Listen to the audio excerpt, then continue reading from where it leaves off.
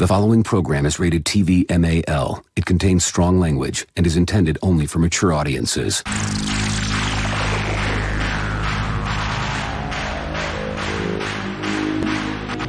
TBS, America's #1 independent television network, presents the following sports exclusive.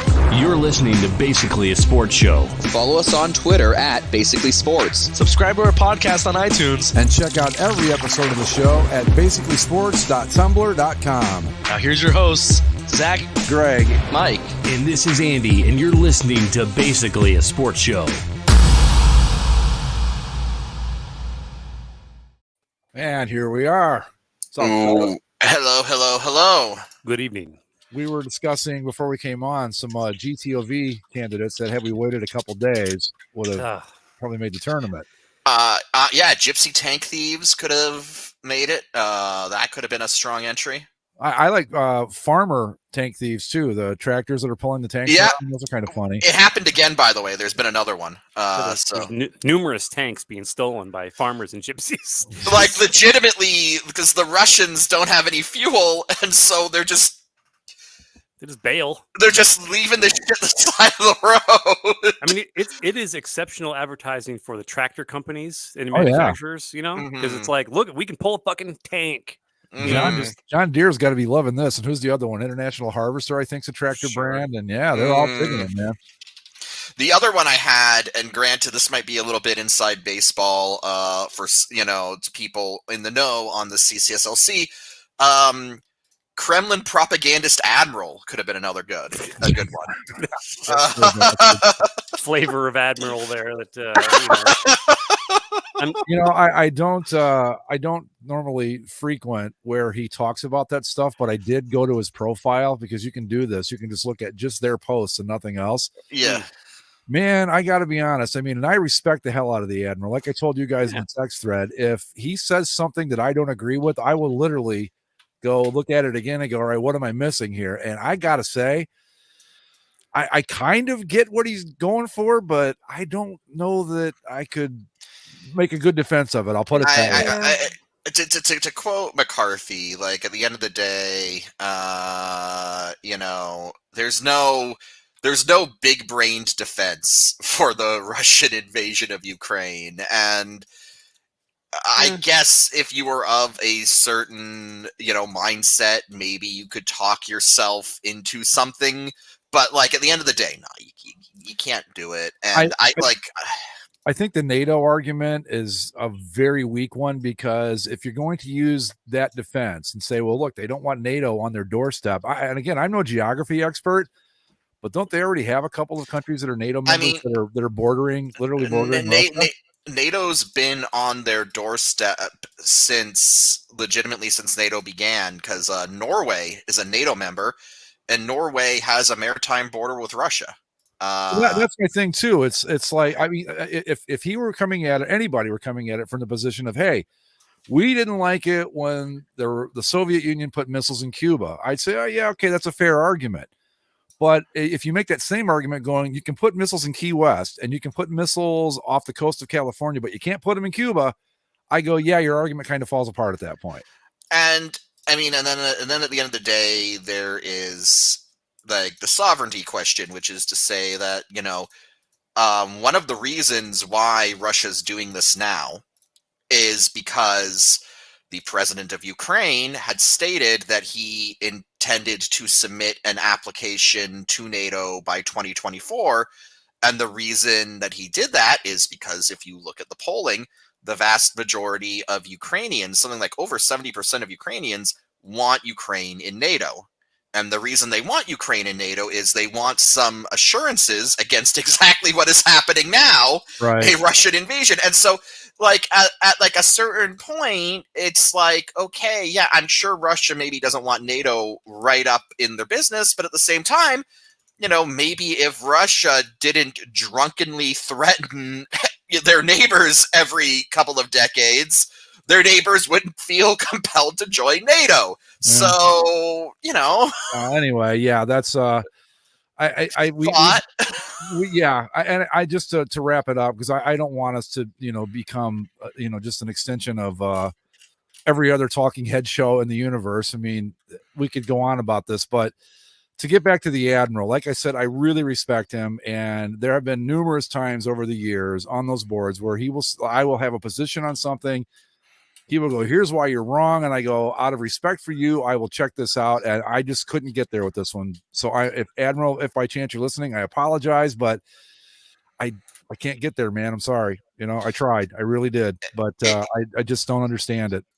It's and this, you know, to bring us on back around is why Kremlin propagandist Admiral, I think, would have made a decent GOTV entry. We're talking about GTOV entries. Super 70 Sports tweeted this thing yesterday. It was Danny Trejo driving a convertible with shirtless Danny Trejo in the back seat.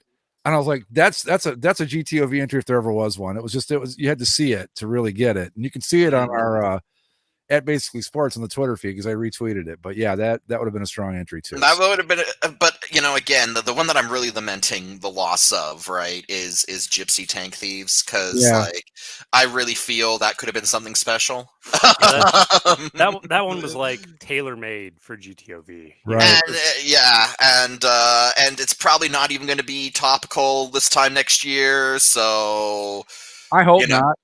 Yeah, hopefully this situation is resolved in the best way possible this time next year. Either that, or we're all going to be dead from the nuclear holocaust. But oh god, that would have been perfect. Gypsy Tank Thieves threat of nuclear war would have been a good one too. Because that would have done it. But to just wrap up the Russia-Ukraine thing. Zach, who couldn't be with us here tonight, he's vacationing in Disney World.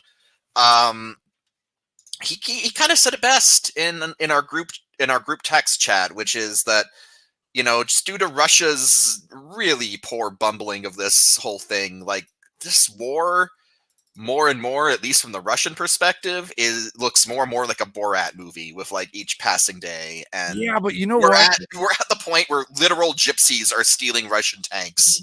You know, I'm with you on that, but there's also this little part of me that goes, is this Russia overplaying its hand, or is this like when my cat catches a mouse and he fucks with it and he kind of bats it around and the mouse thinks like, I got a shot here, and then the cat goes, nah, fuck no, you don't.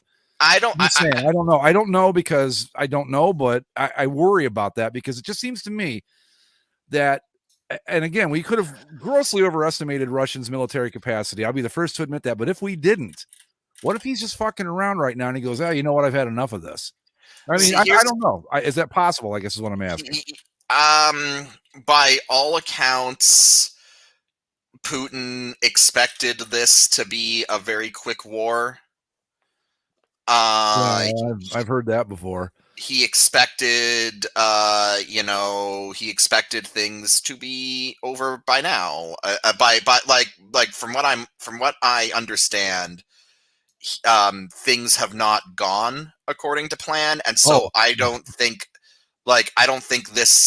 he's just fucking with Ukraine because like legitimately, like the situation is deteriorating, you know, for Russia politically because it's been such a hard go of it. So you've got gypsies stealing your tanks. It's not. You've got to mention what I mentioned to Andy before we started this. Like I legitimately think we're at a point where we all, like, not just Ukraine, not just the West, maybe the West, like we as a cultural bloc, as a geopolitical bloc, the West have, you know, spent decades upon decades of tailoring geopolitical policy to the notion that that Russia is to be feared, and I guess because of their nuclear arsenal, that's still technically valid, but it's become clear, I think, in this that no, like if it ever came down to a conventional war between NATO and Russia, like Russia would get curb stomped because I was going to say, did we learn nothing from when the Soviet Union fell and we saw that it was basically the same idea? Mm-hmm. Well, they got a lot of nuclear stuff, but that's about it. You know, we were well, really worried because they would have those big marches on May Day mm-hmm. Through the Kremlin or in front of the Kremlin and all that. And you're like, oh my God, look at these guys. But it's kind of like you roll out, 6 good starters on a football team and they march well together, and then you find out they can't play for shit. And that's kind of what we found out. It's this. Well, when the Soviet Union fell and the CIA actually got into Russia and started going through like what previously classified documents that they never could get their hands on before, they were like, holy shit, we vastly overestimated, the situation. And I mean, the thing about it is, like, Russia's going into this war in the year of our Lord 2022, rolling with equipment and tanks, and it's even one of Andy's GTOV entries, like, legitimately from 1979. Like, they're using Soviet crap because, like, Russia has developed some modern weaponry. They've developed modern jet fighters, modern bombs, but because and this is even before the sanctions, Russia's economy was in such a slipshod shape that they couldn't afford to build them in significant numbers. Like, Russia's Russia's MREs, the rations that you would give to soldiers. Oh yeah, they're really, really old. They expired in 2015. Yeah. But the thing about it is, those things are supposed to last for 30 years. So we're talking about MREs that were probably made when the Soviet Union was still like a thing. Yeah, but another thing about those MREs, I think they're kind of like Twinkies. Do they really expire? I mean, here's the thing. So there used to be a YouTube channel dedicated entirely to somebody who would acquire unopened MREs from around the world. From God bless the internet. Yeah, and I don't know if he's still around or not, but I watched him eat like World War II MREs and stuff. And I mean, yeah, it was 50 plus years since they were made, but like, I don't think he like instantly vomited. He didn't feel good afterward, but I mean, the Russia stuff it's a giant mockery. But I personally have been affected by this. Really? There's a Russian gentleman at my work, and he came by to sign some stuff, and he stole my pen.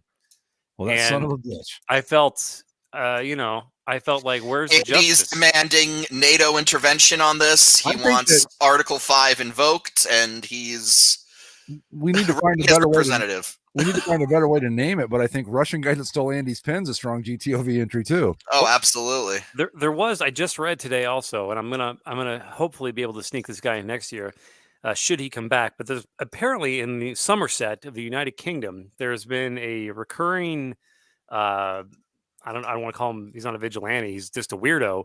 There's a guy called the Somerset Gimp, and he goes around.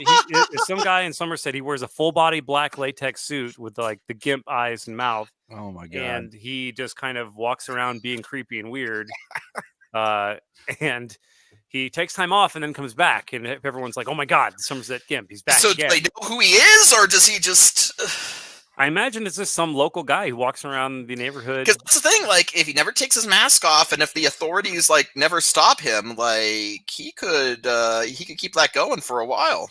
Yeah, we'll see. I'm going to kind of keep an eye out for it in the news. Yes, somebody needs to put that. And I don't know if it's too early to start the 2023 list, but if we should start it, because that's a great entry. The Somerset. Well, yeah, especially if he's still kicking around, if he's still doing it. Like, yeah, I'll throw it in the Discord.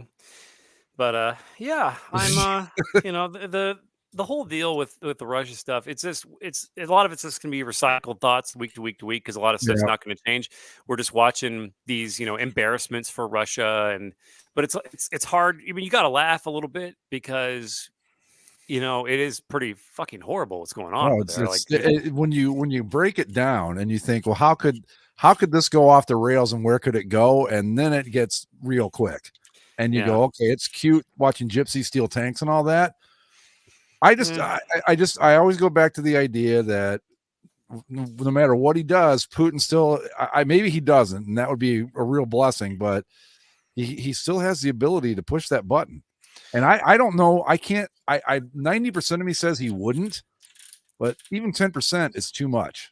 Well, the and I know this is all just going to be like speculation and whatnot, but like the hope is like you've got a lot of fucking very rich and powerful people in Right. Russia right now who are going to be suffering some financial hardships, for lack of a better term, because of all of this shit. And if and you've got to hope at a certain point that, you know, these mega rich Russian assholes who want access to their Western bank accounts again, who want access to their fucking yachts again, like, just go like, Vladimir, enough. Like, I think that's what we all hope for, is that eventually cooler heads and saner heads will prevail over there, and that's what will happen.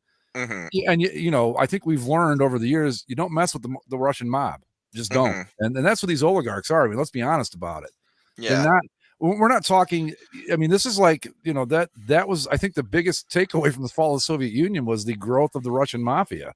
You know, it's a real force to be reckoned with over there. I think most people would agree, but you just hope that, I don't know. Like I said, I think the first week we talked about this, the one thing I never wanted to see come back as a retro thing was nuclear war, but here we are. I mean, look, and granted, just to make it clear, I am kidding when I say this, but you know, the yucks are, I guess, too hard to resist. Given the performance of the Russian military so far, are we even sure those nukes have the fuel to be launched at this point? Because there might be a point where, like, old Vladimir just loses his shit and he's like, I'm taking the whole world down, and he pushes the button and like it's just that sputters and my justice, it would like sputter and blow up right next to that bunker he's hiding in. That would be perfect. Like it's like yeah, well, okay, Putin launched the nukes and he nuked himself. I sort of envision him being like, yes, press the button, and then so they do something, pull a switch, and then what happens is like a phone call goes to a landline to somewhere in Siberia where they're all like buried in like snow buried dumpsters. And it's like, oh shit, we have to prepare the warheads, and they open the dumpsters up, and they're just all, it's like corroded batteries, they're all leaky and shitty. It's like, oh fuck. And it's like when were we supposed to refurbish this? It's like it's like fucking some like Soviet bloc era tag that says like, it's like maintenance scheduled 1995, and it's like, God, these systems are not Y2K ready, you know. Like, yeah, and they open them up, and Putin's like, check the warranty. You get a notice it doesn't have the proper drivers, and they have to download a bunch of shit just to get it to go. Yeah, they have one computer running like Millennium Edition Windows that like maybe will work. No. Windows 95, just because. That's too reliable. No. Yeah, Windows right. was too functional. You got to go right. ME. Yeah. Windows ME is the pure crapshoot. You know, Windows ME is what made me into a Mac person. That thing was fucked. I remember my school went to ME. Like, that shit was terrible. No, thank you. Yeah, so anyway. I'm trying to use Windows ME. That's a GTOV entry. Yeah, right. It's a bold move. Well, Greg, you sounded really defeated coming into this tonight. You didn't seem like you were terribly pleased, I guess, with the results of round one of the glorious tournament. I'm not displeased. I was hoping for a little more drama. Yeah, and there really, I mean, there wasn't any. And I would say that it was all favorites, but that's not even true. What the fuck did I just do there? It's not that. It's just not a lot of close matches. I mean, I think there might be a couple that you guys would consider upsets, but there was no drama, no first round drama like we usually get. Everything was pretty cut and dry by the time I closed. Always remember when Jupiter got knocked out in round one. Right, and there was nothing like that. I'm not spoiling anything by saying all 4 number 1 seeds will advance. So you guys just want to get into it now and do the let's get it. Let's do it to it. All right, here we go. We'll start with Mike's region, the Sentinel Prime Memorial Region of Excellence, and we'll analyze the results here. Fucking death. Come on, let's go here. Oh Jesus, really? There we go. I don't hear any gongs or anything, so no, I'm gonna add that later. Oh, okay. Too many. Too much Anyone stuff. listening live, fuck you. You don't get the stuff. He said it this time, not me. This one was actually closer than I thought it would be, but it really wasn't. It was number 1 seed Ukrainian Sunflower Grandma versus Bengals quarterback legend Ken Anderson. Well, look, look, Sunflower Grandma is a badass of badasses, and not to take anything away from her, but I am not shocked that maybe, Ken Anderson put up a fight. He is the GOAT. So I think if you had put Ken Anderson up against almost anyone else in your bracket, he probably advances, but that just going up against that number 1 seed was way too much for him. also, in fairness, like I said, like the invasion of Ukraine occurred after I had already made my ballot, and I felt I needed to put Sunflower Grandma in there, the 1 seed, which bumped everything down. Yeah. So originally, Ken Anderson was not scheduled to face Sunflower Grandma, but that's just how it went. Well, anyway, final score in that one was 18-10. Sunflower Grandma takes the easy win, Well done. and Ken Anderson, like always, gets screwed in the end, and it'll be forgotten in the Anderson history. That's fine. One All of as it these should be. days, one of these days, we're gonna have the great Ken Anderson Hall of Fame debate. Like, we're just gonna. There are so many ways to attack that. If you go from stats and use compare them to other quarterbacks, you go, yeah, then I don't know. Anyway, up next, number 4, Snorfex Pokemon Go LA police officers. I believe it doesn't have the whole name here. Oh wait, yeah, it does. Yeah. These are the police officers who, instead of reporting to stop a robbery, stopped to try to capture a Snorlax in Pokemon Go. Yeah, I know that. It's hilarious for all the wrong reasons, but it's And still the funny fun. thing is that, again, we talked about this when we first mentioned it. If you read the transcript, it sounds like it could be them going after a robber. It's like, come on, get him! Come on, get him! Get him! You almost got him! I didn't know Pokemon was still like going out and capturing them out in the wild was still a thing like that. It was a thing that was hot for like a hot minute, Yeah. and then it obviously it people got their fill and moved on. But no, it's like still going. Like you can you can still download the app and do it. It's just not a huge thing. But it's shocking that of all, like, this happened like over the past calendar year. Like this was a recent thing that some LAPD officers were just like, yeah, fuck it, we're gonna completely ignore our sworn duties to capture a Snorlax. And they're taking on number 5 seed Saskatoon School Moose, who I think has Legend of Cocaine Bear potential in this year's tournament. Well, look, the Canadian, the oddball Canadian conference is always has a strong showing. Last year, Thunder Bay Ram had a pretty decent run. And so you've also got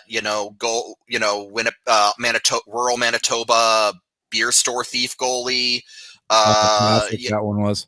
You can never really count out these oddball Canadian entries. So I'm really let's not forget 12-foot Davis from last year. 12-foot Davis, yeah, Right, yeah. You can never really count these guys out. And so I'm very curious to see how Saskatoon School Moose held up. Saskatoon School Moose made quick work of the LAPD officers. Quick work, 21-7 the final. Wow. Close. Like I said, this Moose, I think, has, like the Legend of Cocaine Bear last year, our ultimate champion, was a number 5 seed and kind of just quietly worked his way through the tournament until all of a sudden he was in the championship match. I could see the Moose doing the same thing. Well, the thing we have to keep in mind for the Moose is that he clearly has a passion for learning, and that's not something to underestimate. Unlike the LAPD officers.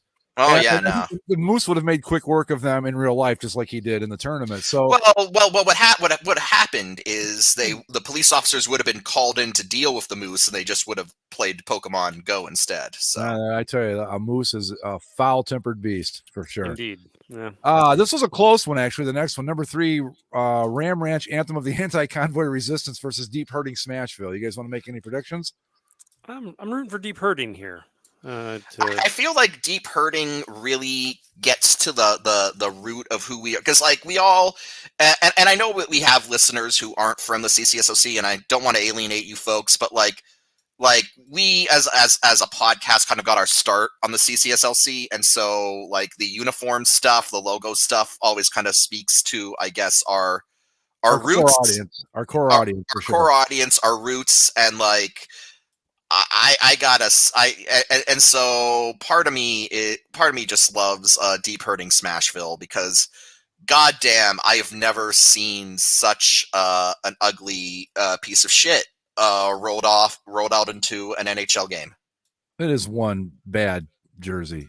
They should all feel terrible about this. They really should. They should just sit in a corner and feel bad about themselves for a couple weeks. Yeah, this was, I guess you could call this an upset. Number 6 seed, Deep Hurting Smashville, takes out Ram Ranch Anthem of the Anti-Convoy Resistance, 16-12 in this one. Oh, wow. A little closer than I thought it would be, but the jersey moves on.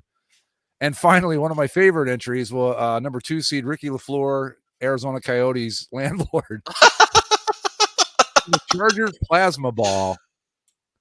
I got to go with the plasma ball here. This has got to be a plasma ball victory.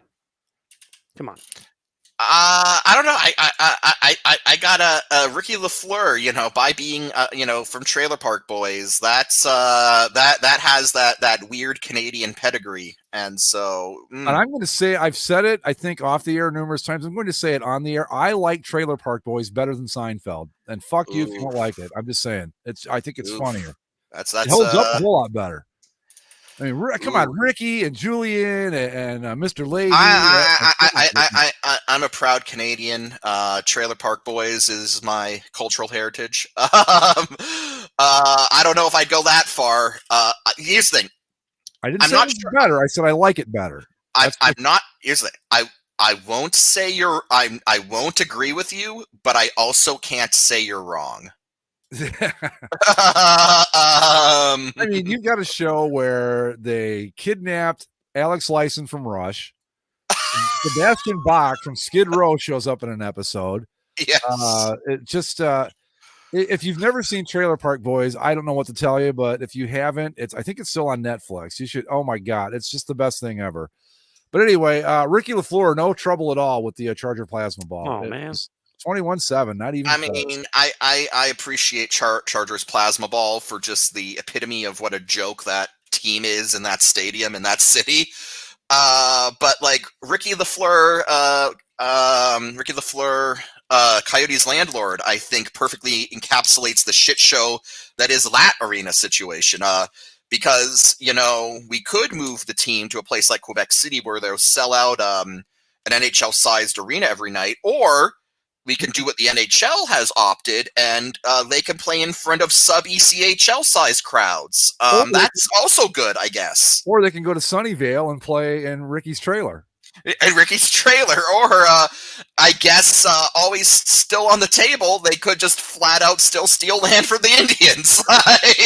That's always a possibility. I wanted to, speaking of entries that didn't make it this year, I wanted the Coyotes stealing land from the Indians to be an entry, but I couldn't figure out a way to phrase it where it wasn't like a parody. Phil Kessel land claim. Right. All right, so anyway, the matchups for round 2 in the Central Prime Region Memorial Region of Excellence will be number 1. Oh, this is going to be a tough match. Ukrainian Sunflower Grandma taking on Saskatoon School Moose, right? Oh boy, that's a big one, right? Right into the second round we go, huh?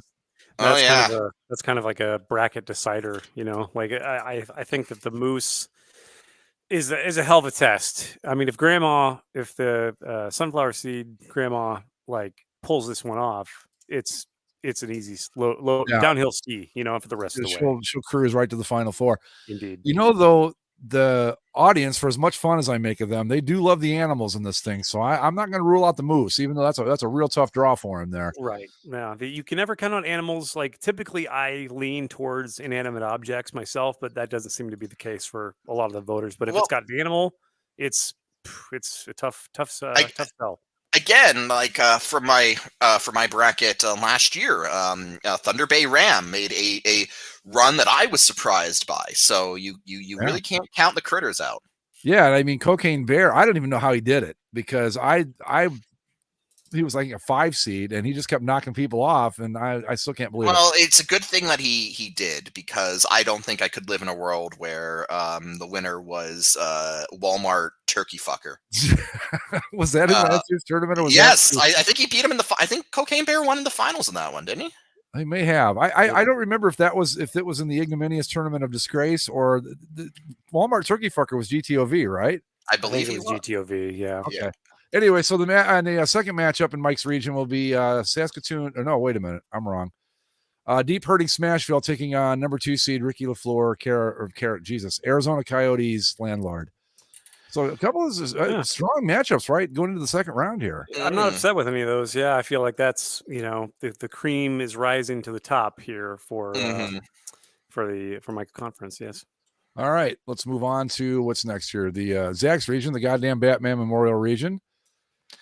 Good movie, by the way. New Batman movie. Yeah, you and Zach both seem to really like it. Yeah, it was good. They did a good job. All right. They did good. Number 1 seed Born Again Thanos taking on number 8 seed Jaws Dog. I understand I'm in the minority. I understand I'm going to lose on this one. I get it.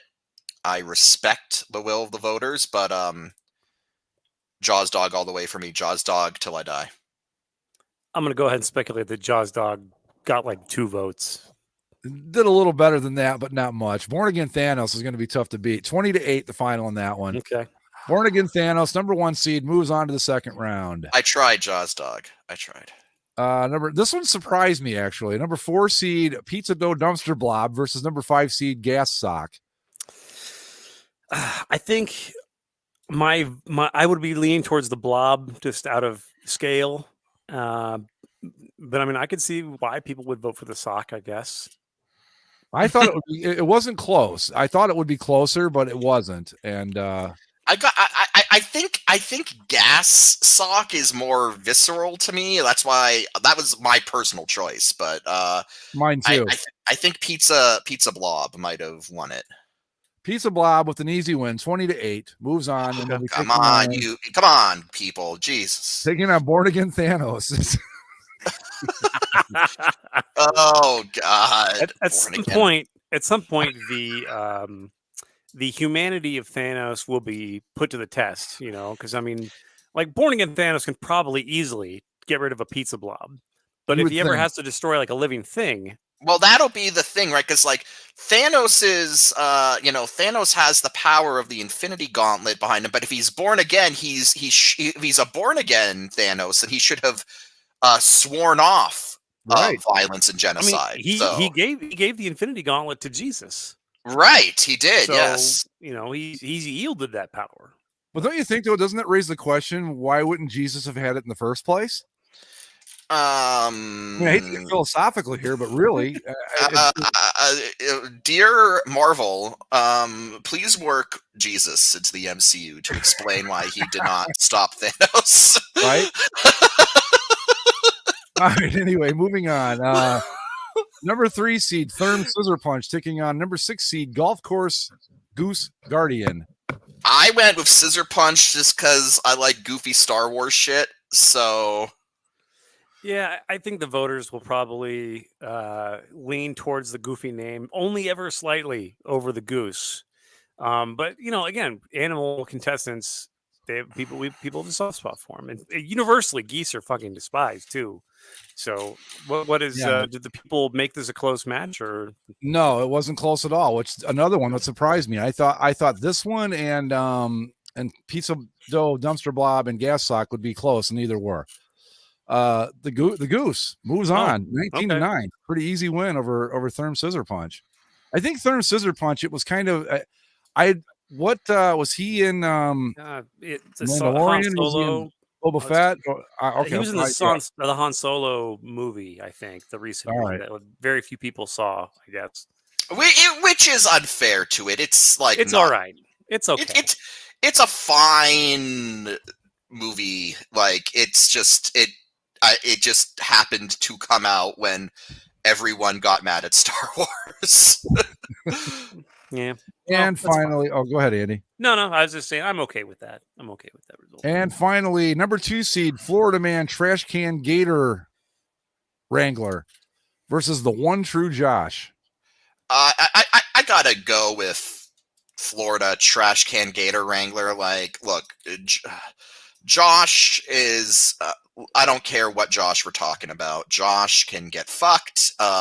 He's not interesting. I don't care about Josh. I hope he feels bad. So I think the only people that would have voted for Josh are people named Josh. Exactly. Exactly. So I'm gonna speculate it was like, I don't know, 25-3 or something. It was 18-10. Oh, Florida wow. Trash Can Gator Wrangler, Florida man. Fairly- I gotta fairly say, close. if you have not seen the video of this, what this guy does with this gator in Florida, I don't know who the toughest dude in the world is, but this guy's got to be in the conversation. I know that. Yeah, it's pretty cool. He takes a gator by the tail and basically pulls that fucker into a garbage can and puts the lid over top of it. Me, I would have been running in the other direction. I would have been like, there is no way I'm doing this. I don't want anything to do with an alligator. Like, No. Just No. no. All right, so the matchups in round 2 for the goddamn Batman Memorial region will be Born Again Thanos taking on Pizza Dough Dumpster Blob, and Golf Course Goose Guardian taking on the Florida Man Trash Can Gator Wrangler. It's going to be interesting too. Got quite the second round shaping up here, guys. Indeed.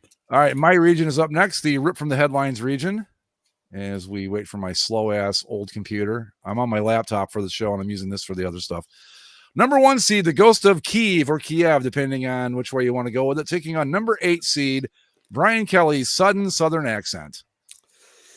Yeah, I would imagine that the Ghost of Kiev won, but you can never underestimate whether people hate voted for Brian Kelly, you know, like, or they just want it for the I want meme. to say that win or lose, I'm just honored to have been in this illustrious tournament. I'm Brian Kelly, and I have always talked like this. You know, Brian Kelly, a Canadian, just did a better Southern accent than you did. Asshole.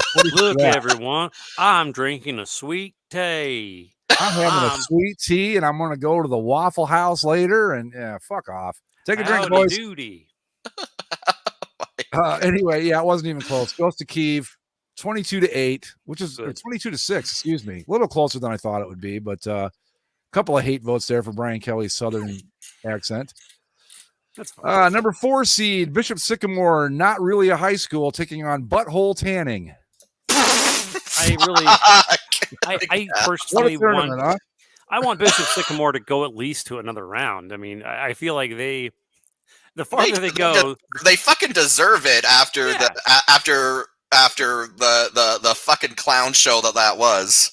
I mean, the more people that are aware of Bishop Sycamore's story, the better. Like, it is a phenomenon that should be documented to the utmost limits. Like, this shit got on ESPN. Yeah. One of the great con jobs of modern sports broadcasting, for sure. For sure, yeah. Well, anyway, Bishop Sycamore making quick work of Butthole Tanning. Thank the good Lord for that. 19-9 the final in that one. Bishop Sycamore moves on to take on number 1 seed, the Ghost of Kiev. That's gonna be a hell of a matchup there, because I know our listeners, and they, the Ghost of Kiev's kind of like fallen off the radar a little bit in the last week or so. So if that continues, and with the Gypsy Tank Thieves and stuff kind of stealing his thunder, I could see Bishop Sycamore pulling the upset in that one. Just again, imagine you've been conscripted into the Russian army, and you've been tasked with invading Ukraine, and it's not just Ukrainian soldiers you have to contend with. You're also being hunted by gypsies. Oh, not only that, but you're being made fun of in a tournament on a podcast. Imagine Yes. that for morale, right? Well, the best thing I heard was, how do you lose a tank to a gypsy? Shouldn't you have access to some sort of weapon, some vehicle-mounted weapon?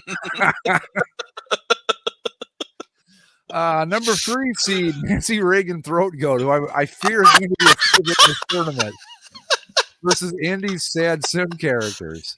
I mean, my sim characters deserve 0 votes. They're just pathetic. Much less going against one of the great The Throat Goat. Just not only just it's a wonderful combination of history and the owning some idiots online. Yeah. Yes, but also just adding some humanity to these people who people who history wants to paint, represent as these like virtuous clean people. And it's like, no. She was just really, really good at going down on numerous men in Hollywood. Like, yeah, I think this thing is going to make a long run, but I'm almost regretting I put her in here. But yeah, Nancy Reagan. No problem at all with Andy Sad Sim characters. 23-5. Look, as much as Nancy Reagan Throat Goat was born out of a desire to own some people online, to and I guess to make Greg feel better about including her and unleashing her upon the voters. Andy's right. Like, we're all just human, and even the people among us who are famous and held up as role models, like, again, we're all human. We all have human impulses and needs, and you know what? So Nancy Reagan gave great head. So what? It's nothing to be ashamed about. Good for her. Good for her. With that face, she had to do something. I'll just say. Here I am trying to do something nice for Nancy Reagan, and she was not. Greg's like, yeah, she was an ugly bitch. Good thing she could. I will say this, okay? I'm not saying she was ugly, but I'm saying she had. How can we put this? Non-traditional good looks. How does that sound? She was for a woman. She was ruggedly handsome. I tried, Nancy. I really did. All right, finally, number 2 seed Florida Chimp taking on number 7 seed Jehovah Witness Swap Meet. The Chimp Conference, number 2 seed. Closer than I thought it would be. I will say that. The Chimp. I mean, come on, it's a GTOV. Chimp's got to go at least a round. I don't think have we ever had a Chimp lose in the first round? I think we did either last year or the year before, because the Chimp entry was really weak that year.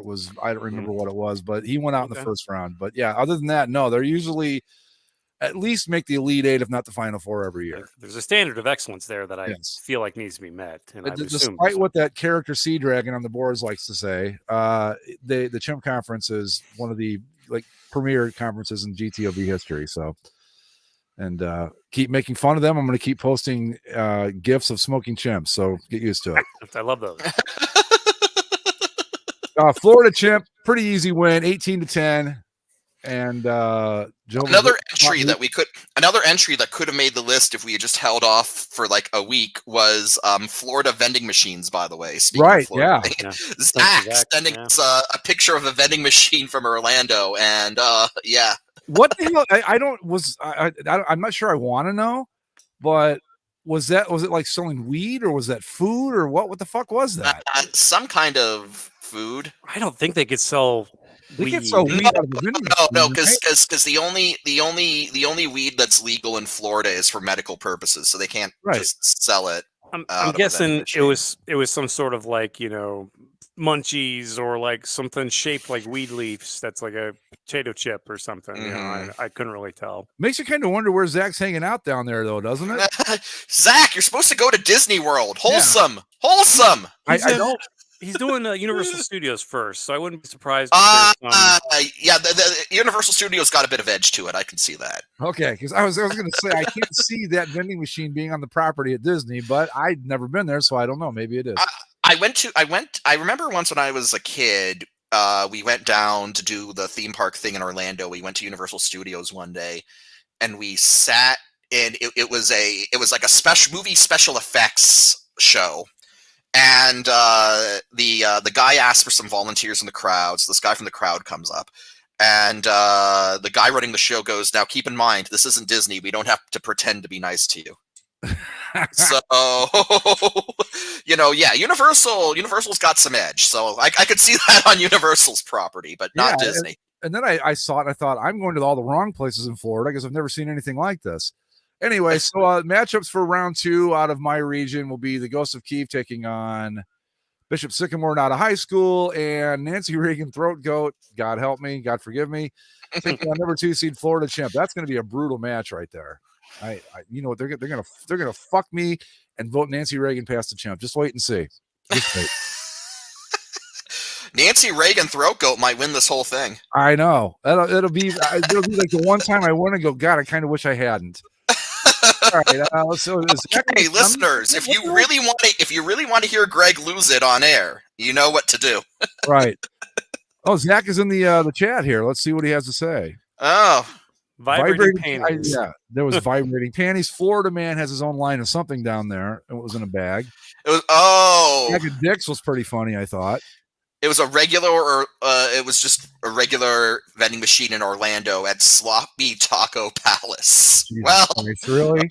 okay. That's the kind of thing I guess I expect from Sloppy Taco Palace. I feel like again, this is a place that, and I'm assuming there's just dozens, if not hundreds, of these throughout Florida, where it's like we'll just call it something that'll get posted on Twitter.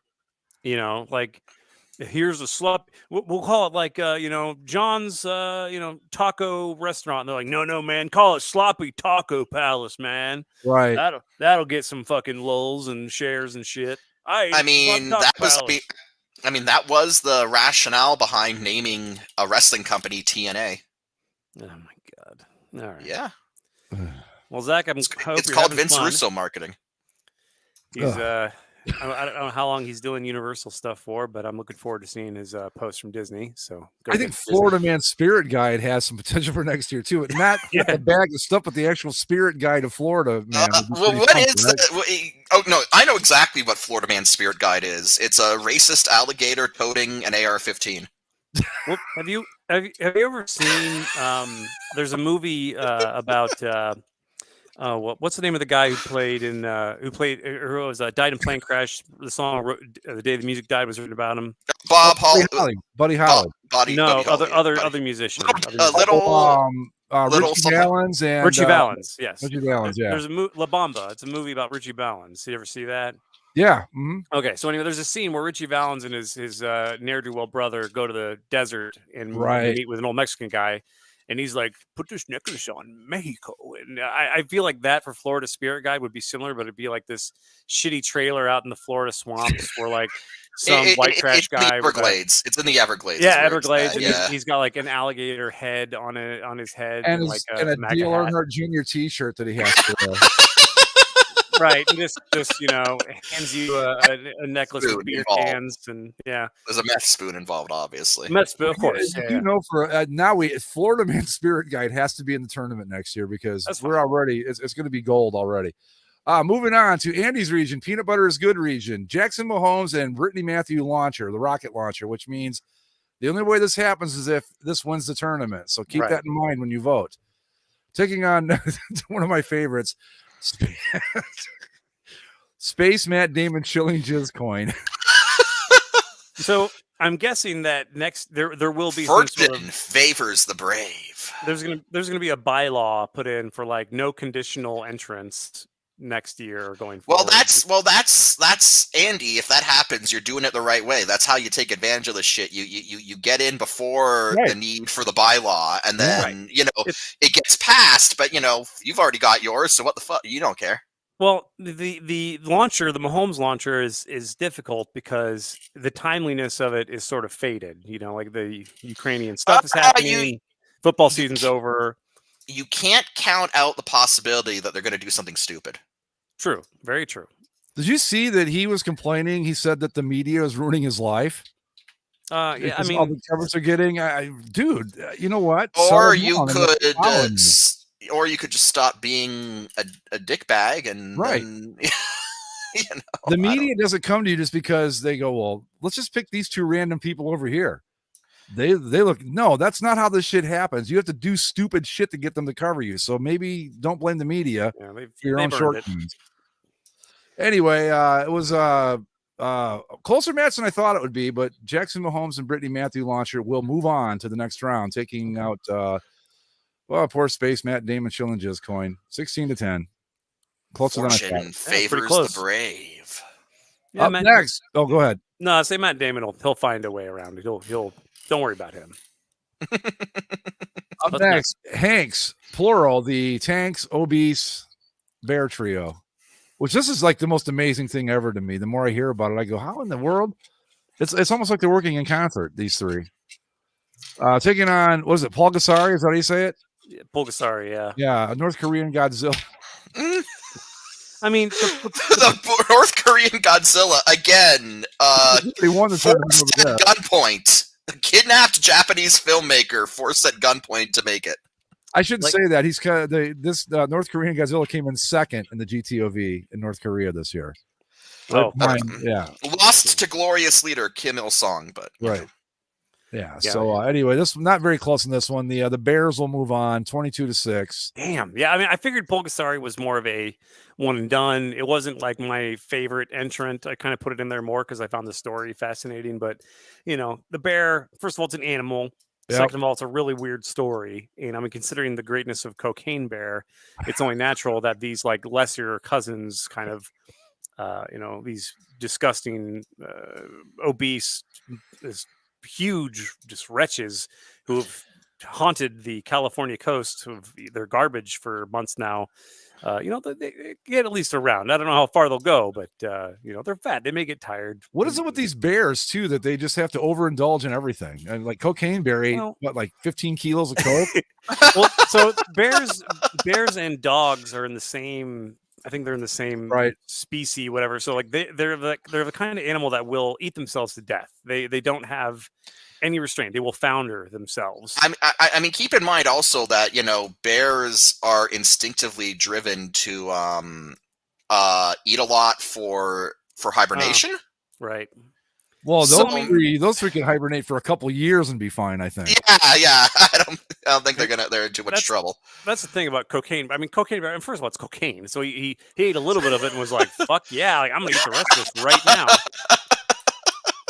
I can't wait for that movie to come out. By the way, I need to see a trailer or something. for I it. want to see because I guess he lived like 10 to 15 minutes after he ate all of that, and I Yeah. want to see that version of that bear. The 15 minutes. It had to be the most badass thing that's ever existed for that 15 minutes. I just don't know how they're gonna do it. Like, I don't know how you make that story last an hour and a half or 2 hours. Like, just flesh padded out with a bunch of this crap while the whole audience just waits and waits and waits. Like, get to the fucking bear and the cocaine already. Right. It's But like when we'll it's see. like when you go see Titanic and you're all just waiting for the fucking iceberg to hit.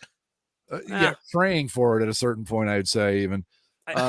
I, I think its goal is to be better than Snakes on a Plane, where it's a pretty low bar. I paid money to see that in And theaters. so man. did I. I'm ashamed. Snakes on a plane, really? Yeah, Wow. yeah. Super shitty. Yeah. All right. So up next, unexploded, unstable Russian ordnance taking on 1950s or lewd 1950s chimp pornographer. Again, you got to keep in mind this ordinance is leaking. It's got CCCP stamps all over, and some poor 18-year-old Russian conscript has to load this shit into a likewise rickety launcher. Yeah, it's got like duct tape all over it, and just kind of. I imagine the chimp pornographer just stole the day. Just not only because it's a chimp and it's a pornographer, but people hate Russia right now, so I imagine they're kind of downloading anything in Russia. Yeah, it was. This was the biggest win of the entire first round. Actually, lewd 1950s chimp pornographer just put the ass beating on the Russian ordnance, 24-4. Wow. Yeah. Shit. Okay. Yeah. I mean. Yeah, I think that the chimp pornographer, he can make a real deep run in this because it's a chimp, it's weird, and it just I don't know. We'll see. I'm all for that. Good for you. And he's Luke. gonna have an easy matchup in the next round, pretty much either way, because we've got epoxy sealed hot dog taking on Cowboy Ronald McDonald.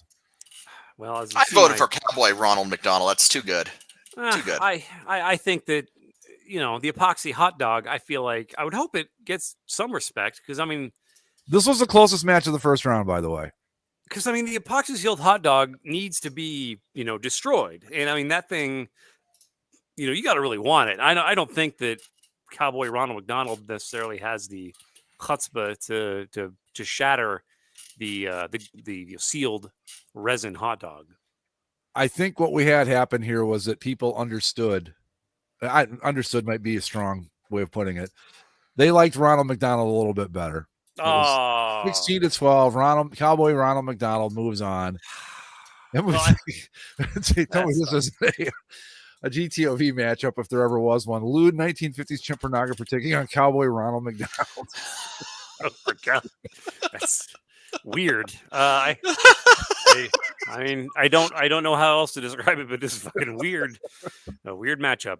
For It's funny too because I mean I don't know about you guys, but I just kind of like, okay, I knew I want my number 1 seed to be, and then I just kind of randomly put them on after that. And this thing always seems to manage to find matchups that you just would have never thought of, and all of a sudden there they are in front of you. This tournament, it always does that. It's cool. And the other matchup will be number 1 seed Jackson Mahomes and Brittany Matthew rocket launcher taking on Hanks the Tanks, the obese Bear Trio. Yeah, Lots of good matches in the second round. That matchup in particular really kind of will test the voters to basically say, like, do you want an animal to move on, or do you want to ensure the death of Patrick Mahomes and his Jackson Mahomes and his fiance? Like, make your choice. Yeah. So we'll see. It'll be fun. I'm hoping we have some a really interesting Final Four. Final Four, right? No, we're going. This will go to weird. This will be the Sweet 16, isn't it? Yeah, because we went from 32 down to 16. Yeah, this will be the Sweet 16. Oh, right. Okay. No, that can't be right. Yeah. Yeah. No, so Sweet 16 is next. Correct. Yeah. So math. Seems like there should be more than that or less than that. Anyway, yeah. Wait, 1, 2. No, never mind. 4 from each group. 4 times 4, 16. Yeah, you're right. You got it. Yeah. Okay. Math, not my strong suit, folks. Right. If you're just learning that now, you haven't been listening long enough. So there you go. That'll be round 2 of the GTOV will be posted, and voting links and all that stuff will be. And now, because we don't have to pay for it, SurveyMonkey will let us post the entire bracket in one voting link, which makes things a lot easier. And we can just keep that pinned at the top of the Twitter feed and all that stuff. So that'll be cool. Very good. So there you go. That's the round 1 of the glorious tournament of victory. Yeah. I mean, we remain in the kind of sports blah hell of early March. But we did get some NFL news today. Yeah, so go ahead and so he bet. If we're talking about Calvin Ridley of the Ridley, excuse me, yeah. He gambled. He suspended the whole year. Yep. Okay, so probably going to be just let go or something. I don't know. But he gambled on NFL games, and he says on Twitter, which is another brilliant idea from him, that he only gambled $1,500 and didn't exactly make a healthy profit off of this. But I don't know how to feel about it. I feel like it's a guy being stupid. He did something dumb, and the NFL's shellacking the shit out of him for it. If he had done this in baseball, he'd be banned for life. Sure. A year's not so bad, really. Yeah. I don't know. I don't feel like there's as much meat on the bone as you might speculate. It's embarrassing and it sucks, but I don't know. Why would the NFL be so? It feels very like. I think it feels hypocritical. If you want. That's what I mean. Like, if anything, that his punishment should be he has to do advertising for various gambling websites, FanDuel or whatever. Especially given you've got FanDuel, you've got DraftKings who sponsor the NFL. Not only sponsor, the NFL has like financial interests in them. Yeah, and they, for the longest time, we won't let you broadcast the lines on games and all that. I don't know. It was last year, last year, whenever they leaned into it this year. It's like now the lines are there. You get the over-unders. You get all of it. Mm-hmm. You can watch it on the ticker. Like if you're watching, say, the Bears take on the Lions on Fox, you look at the ticker and down below, and it's like, okay, it'll be like Chiefs versus Chargers. Line, Chiefs -6.5, over-under 35 or whatever. So I guess my question would be, why hasn't this happened more often? Because I can't imagine he's the only guy in this day and age that's placed a bet on football. It's just maybe he was the one that was dumb enough to get caught at it. Yeah, just being sloppy, I think. Yeah. I don't think it was. I'm not that bent out of shape about it. I know that people are like, "Oh my god," I don't give a fuck. I really don't. Well, because the NFL salary cap went up by like $25 million for next year. So I mean, like the players are they're fine. They're going to get paid. The Aaron Rodgers is going to get paid like a gazillion dollars, 93%. Any idea where he's going, or he'll stay? He's every fucking week. I'm sorry, we've totally diverted from Calvin Ridley, but every other day or so, there's an update from Aaron Rodgers. Various contract stuff on Twitter. He's not happy. He's not sure what's going on. He's not sure what he's going to do. It's all shades of gray. And then there's all this other stuff that the Packers are going to give him a league altering contract. Yeah. Like, the Packers are already in cap hell. They're gonna figure something out. But like, what are you doing if you're gonna give Aaron Rodgers a contract that, like, I mean, I get it. What is he, back-to-back MVPs or something? But like, really, I hope they don't give him something that's one of those contracts that like every other young quarterback in the league will point to eventually and say, yeah, I want that. Yeah. I want the entire salary cap. You just give that. But the thing about it, though, is like, presumably this whole thing ultimately boils down to the fact that Aaron Rodgers feels that, the Packers haven't done enough to win. Right? Presumably, they keep losing in the playoffs. The fucking 49ers beat them again. Right? And so, and last year they lost in the title game. Year before that, lost the title game. So, like, the narrative here is that Aaron Rodgers wants to win a Super Bowl. The question then is, how exactly are they expected to win a Super Bowl if they spend like the entire fucking cap on Aaron Rodgers? Because, and I know people get upset when this gets pointed out. People don't like it because, it's Tom Brady and and people get irrationally angry about it. But like, there's a reason why Tom Brady, played below what he, got paid below what he was worth.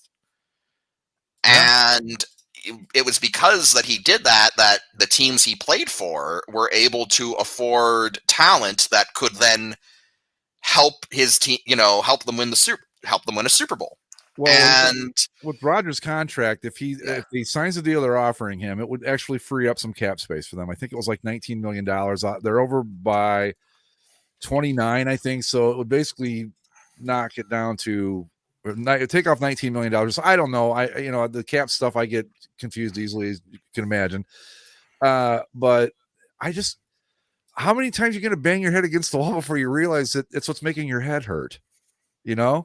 And that's what I feel about with Aaron Rodgers. It's like, okay, yeah, he's a great player. No one will deny that. But how many more losses in the playoffs do you have to have before you go, maybe it might be time to try something else?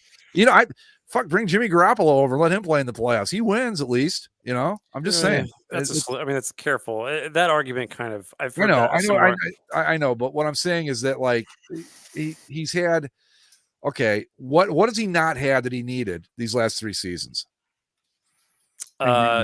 He needs basically a cupcake opponents to slay. Other than that, what has he not had? Has he not had a good defense? Or defense was really good last year? Wide receiver. No, he had pretty good wide receiver. Every receiver in football, Devontae Adams. Yeah, he's just fine. And they traded for his old buddy in Randall Cobb. Well, if we want to talk about what ultimately killed them in the playoffs, it was their special teams. God, that Packers special teams was. Yeah, but that was Chargers bad. A legendary quarterback will win you those games. Yeah. Like a truly great, Aaron Rodgers is a surefire Hall of Famer. There's no doubt about that. He's one of the greatest to ever play in the regular season.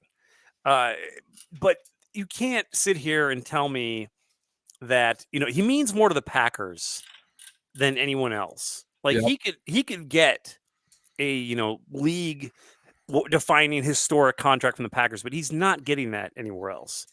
And to assume that the red carpet would be laid out for him anywhere else is a little bit premature. Because you're not going to get any trade value for him that's worth it. You're going to get something. You get probably a first in somewhere in that package to get it back. But do you really want to? Do you really want to shell out something for that kind of collateral for Aaron Rodgers to play for a year before he says something like, oh, well, I came here to franchise X and we went, 8-9 or whatever. And now it's not my fault.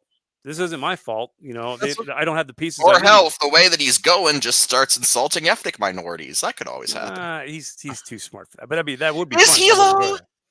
Yeah, I think he is. He might do it after he retires. He won't do it while he's playing.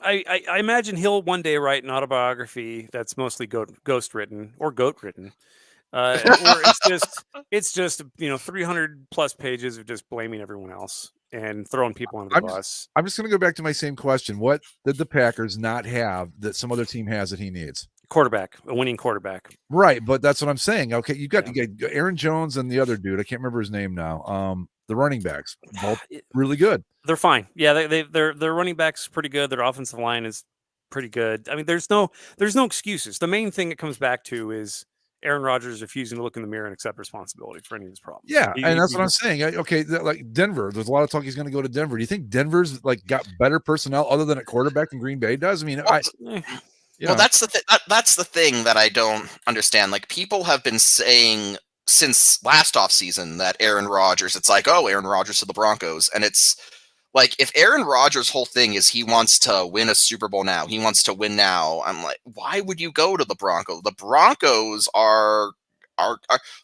shit. Let's be honest. John Elway hasn't done a great job there.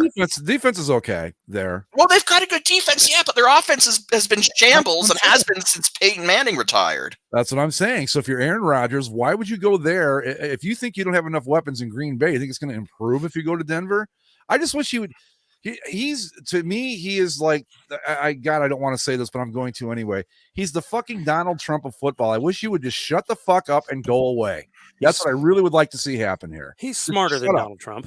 I mean, but you know what I mean, though. It's like enough already. All right, either play or don't. I don't give a fuck anymore. Just shut up. That's what I'm asking. You know, what's worse? The Aaron Rodgers stuff it's been going on for a long time, and it's reached the point of being annoying. Yeah. But like, where are we stand with the Kyler Murray situation where he's God, he's Kyler. Oh, sorry, find a new agent, please. Yeah, just that was a really bad move. Like what? Like it was a weird, like, passive aggressive statement to the Cardinals, basically saying like, I'm committed to winning. Here's my resume, which isn't all that impressive, but here's my resume. And I'm committed to winning. I'm committed to winning, and I love this team. But also, go fuck yourself if you don't bend to my exact demands. Yeah, like I don't know. I feel like it's just I worry that things like this happen. Just give me nightmares for what will happen when Justin Fields turn out to be any good at all in the next couple of years, that he will pull this bullshit and tear down his social media to the studs and basically say like, my agent put out this photoshopped image of me with some text. It's all mean and angry and confrontational, and I hate this social media bullshit back and forth between the team and quarterbacks, all because they want to get fucking paid. And it's just like, God damn, why do we even have contracts anymore? Just pay everyone everything they want all the time. Hey, just pay everyone in Jizzcoin. That's the ticket. They need to. They'll start paying the players in like NFTs and various cyber currency. And congratulations, Kyler. Your salary is now a JPEG of a bored monkey smoking a cigar. Write that down for the GTOV too while we're at it. I think there's Kyler Murray's NFT of a bored monkey smoking a cigar. Like I have no qualms with agents working out things with teams to get better contracts for their players, of course, and I don't at all fault any of these players for going after more money at any time. Their careers are very short typically, and they got to get it while they can get it. And I'm all for that, but using Twitter and the pressure of social media and Instagram stuff to kind of like play the crowd. I mean, it's nothing new. They've been doing it in newspapers and bullshit for years, but there's just something so tacky about it on social media compared to, other old mediums that just makes me cringe. Yeah. Like, couldn't you have simply just put out a small statement that like, not even publicized, just send it to the fucking team. Like, why you pitching your argument at me? Because it makes the Arizona Cardinals look like shit. And I don't know. Maybe they deserve it. Maybe they don't. It's just, it makes my head hurt. I'm with you. I just don't. I mean, I get it, I guess, because with social media being what it is now, he can kind of, tailor the argument to where he wants it to go. But like, look, this is what I said. You can see it right here. They're the ones that aren't playing ball. It becomes this whole thing where you just, I'm with you. I don't like it, but I understand it. I mean, it's a bargaining ploy for sure. But maybe, The question is, though, was it even effective? Because okay, if the whole That's the goal question. Yeah. if the whole goal was to, it's like, oh, we're going to put public pressure on the team by having, Kyler come out here and this is going to be his stance. But the response I seem to have seen from it has not been like, yeah, Kyler, get what you're paid. It's been like, that was a pretty dumb fucking statement. Right. Like, get a new agent. It's been more like go fuck yourself than it has been. Yeah, go Kyler. It's Yeah. It's like Andy said, though. It's a weird place to be, especially if you're a fan, because no one wants to hear about the labor pains. They just want to see the baby, basically. You don't want to see how the sausage is made, and I don't really care. Pay them whatever if you can afford it. I'm all for every athlete making every dollar they can get. By all means, get as much as you can get, because believe me, when they're done with you, that'll be that. You'll be done, and that'll be it. They'll kick you to the curb, and they'll forget you even existed. So yeah, get paid while you can, but I don't know. I think there are better negotiating tactics than what he did there, and it's pretty typical.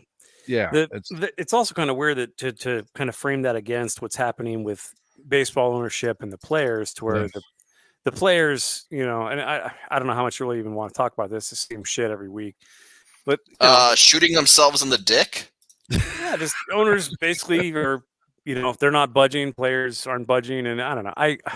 How many of these fucking lockouts have we gone through in our lives now, where it's just everyone's just sitting there tapping their foot, like, okay, I don't give a shit about either side. Just get me the fucking product in the field, please. Like, I want my sports escape to return, and you guys haggling this shit out because the owners are a bunch of greedy old white assholes, and the players are, I mean, I think most people side with the players on this anyway, but it's like, come on, man, goddamn, just get this shit over with. Get over yourselves, please. Yeah, I agree.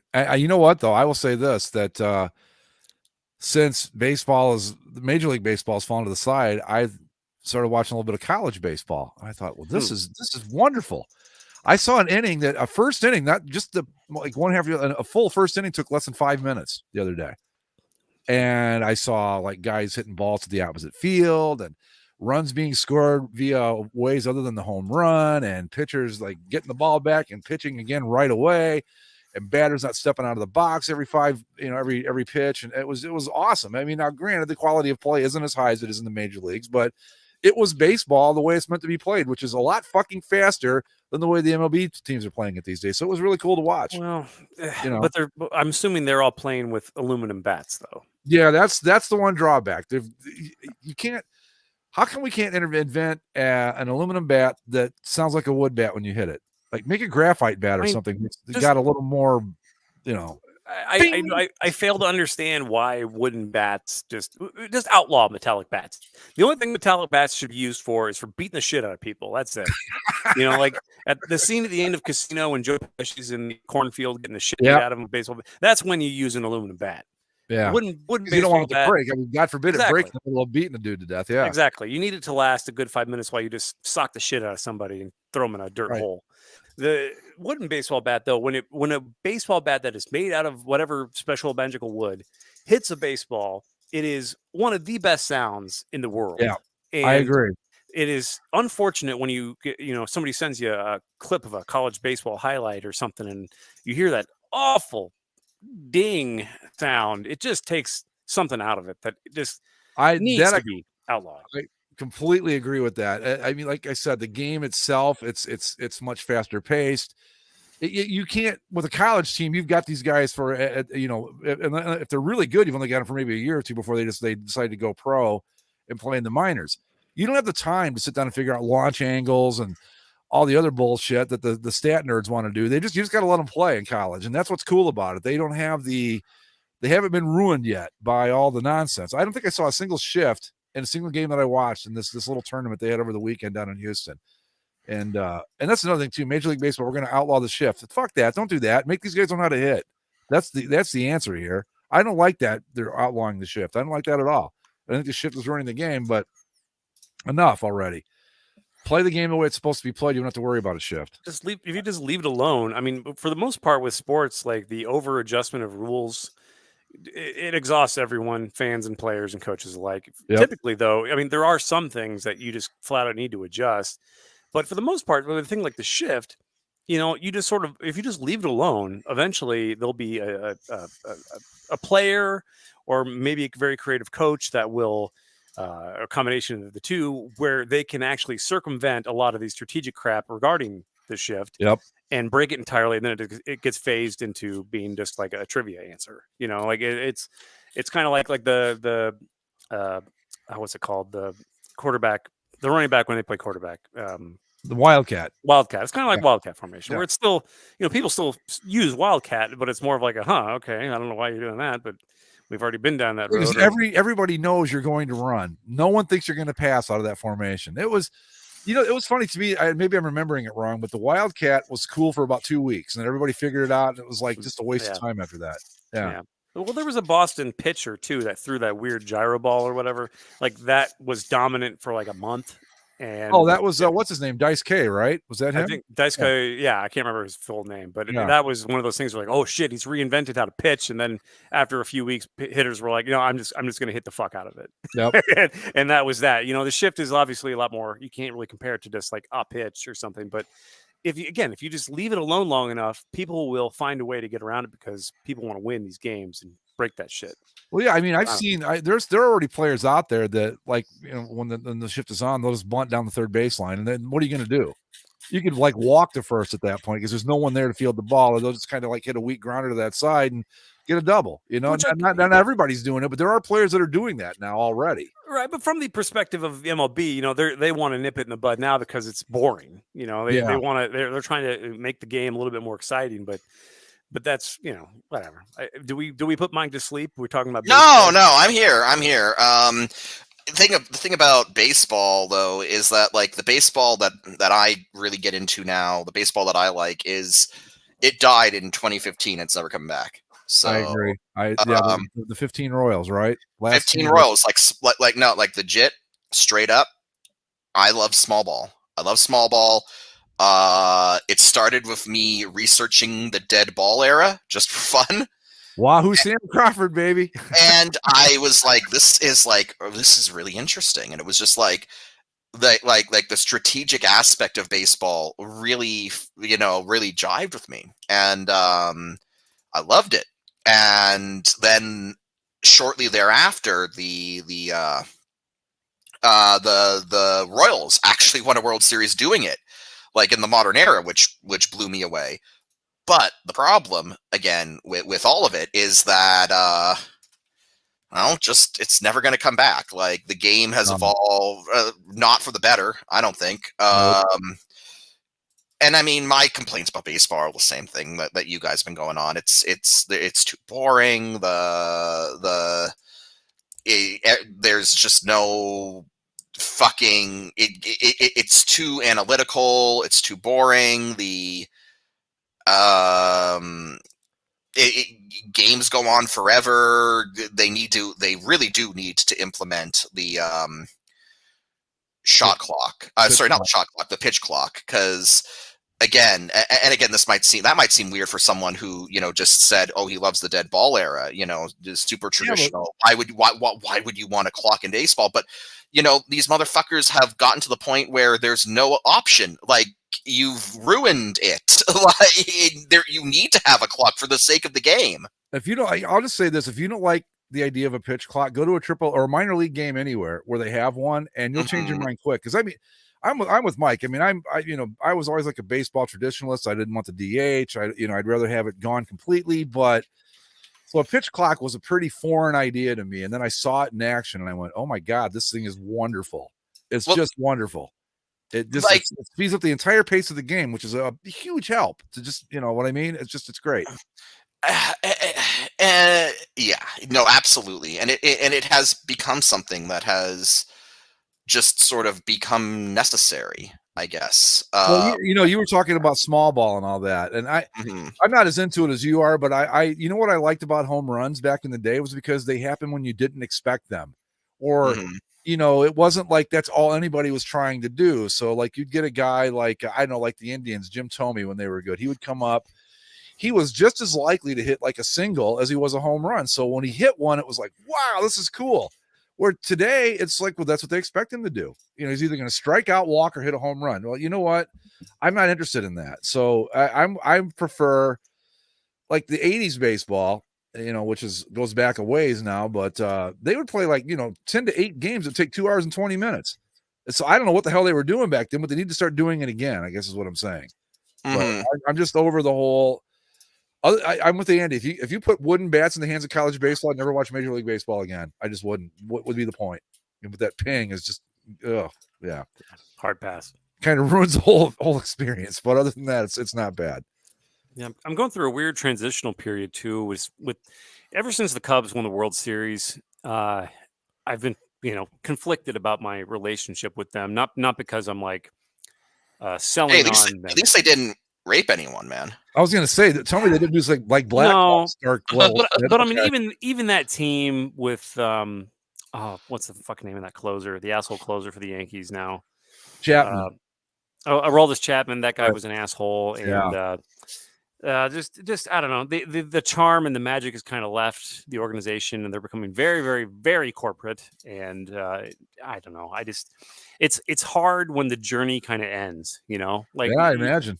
like if the Browns won the Super Bowl, it'd be super weird because you saw the thing through, and after that, it's like, now what? I don't know what to do with my hands. Right? Yeah, I would like to know what that's like, but I think I agree. I don't think that you would ever care quite as much again after that. You'd just be kind of like, what? Okay, so we do it again, which would be cool. I mean, I'd love to see the Browns reel off like 5 in a row, but that's never going to happen. But after that first one, it can't ever be the same again. I would no, yeah, it's all second fiddle when you've waited that long. Yeah. I think that generally when that happens, something like that for teams that historically struggle, it's not that it's like a bad thing, but it's also like, how do we really, it's never going to feel the same. And do we are we still, the level of losers, or what is it now? We want a title. Well, I think to a far lesser extent, you're kind of suffering from, I won't say that because that's not really a proper comparison, but like we saw this happen with the Red Sox where they were just this starstruck. And then they started winning. And the first one, everybody, I don't think anybody was against them winning the first one in 2004. No, that was a hell of a thing when they did that. Yeah. That was awesome. And then after that, and thank God the Cubs haven't gotten to this point, but after that, now everybody fucking hates them because they're the Red Sox and they're good. And they're this monolithic thing on the hill now, right next to the Yankees and their monolithic thing on the hill. And it's just not the same because they're not the Red Sox anymore. They're like the corporate Red Sox. We're the Red Sox that will spend money and play the Yankees in games that take 7 hours and fuck you if you don't like it. And it's a whole different animal now. So I could see where, to a lesser extent, the same thing with the Cubs. They're not the Cubs that we all grew up with anymore. They're different now, which is not good or bad. It just is what it is. Yeah, it's a unique thing that might be unique to baseball too, because the Super Bowls, I don't know. I'd have to think about it more and give it more thought. Because I mean, like, I never felt that way about the Blackhawks when they were competing every year. If anything, it made those journeys far more interesting when they would, make a deep dive into the playoffs. You expect them to go far, but with some of those magical teams where they're kind of like a shot in the dark, and there's a lot of history behind it, you almost need to, I don't know, you almost need to redefine your fandom a little. Yeah. But I don't know. I'm just kind of rambling now. With the Blackhawks, though, maybe I'm wrong about this, but I think it's harder to do in hockey in general. You've got teams like the Rangers who finally won in '94. The Caps finally got over the hump. The Blues finally got over the hump. But even like teams that like the Blackhawks, the first one was great. It wasn't like it was just an easy. They didn't just waltz in and take the next two and make it look easy. Sure, because it's hockey, and you can have the best team. You can be the freaking '80s Oilers and still lose on a weird bounce. Well, like look at like the Rangers when they won it in '94. Yeah, that was their. How long had it been at that point? 40 some years. 40. Yeah. I don't know exact 40 some years. I think. Yeah. And I mean, same thing with like if the Leafs. When was the last time? 60s. 67. Yeah. 67. So the Leafs, should they win, I mean, Leafs. But I mean, should they win? Go fuck yourself. Sorry, I'm just saying, like, but that's what I mean, though. That's what I mean, though, because right now the Leafs are in this stage where they're perpetuating their own mythos of failure. Yeah. Mhm. But it will one day end, unless we all destroy ourselves in some nuclear holocaust. They will win a title someday again, and when that happens, it'll be this giant party. But then after that, it's like, I imagine because they're in a big market and they're like there's a whole city and country just boiling to cheer for a cup-winning Leafs team. But after you kind of pop that balloon, is the magic gone? And everyone's like, you know what? Fuck the Leafs. Fuck them. I don't want to see them win another cup. Mhm. I don't know. I don't think so. Like I said, I think with hockey, it's so much harder to do. And you get a team like I think you'll see a little bit of like the Cubs thing happen when the Leafs finally get the cup, where it won't be quite as special. And the Chaos Blast corrected me. It was 54 years for the Rangers between 1940 and 1994. I should know that. I got the freaking banner hanging right behind me. But I think that I shouldn't say because I think the Leafs will eventually break through in your lifetime, Mike. Then again, I thought that about the Browns back in the 80s, and well, here I am. Well, that's not really fair. The Browns took a giant chunk of time off to gut their fandom and their franchise and then start over with nothing. So, it's a unique situation. Kind of like between 88 and 91. Yeah. So same thing, basically. No, it's I think when you've got a team like a long suffering team like the Leafs or the Browns or the Cubs, that first one's going to be the one. I think an Eagles fan would be a perfect person to ask about this because they've never won shit. They rose up one year, won a Super Bowl, and that's that. So I don't know. How do you think they feel? I don't know. They built a statue. They built a weird statue. Didn't I send this to you guys? The weird. It's a Nick Foles statue outside of Lincoln. Oh my God! Really? It's fucking weird looking. Yeah, that's right. There was a Nick Foles statue, right? It's him. It's a statue about him. It's him and what's his name? The coach that got fired. Doug Peterson. Him and Doug Peterson talking to one another about the Philly special play, and the statue is sponsored by Bud Light.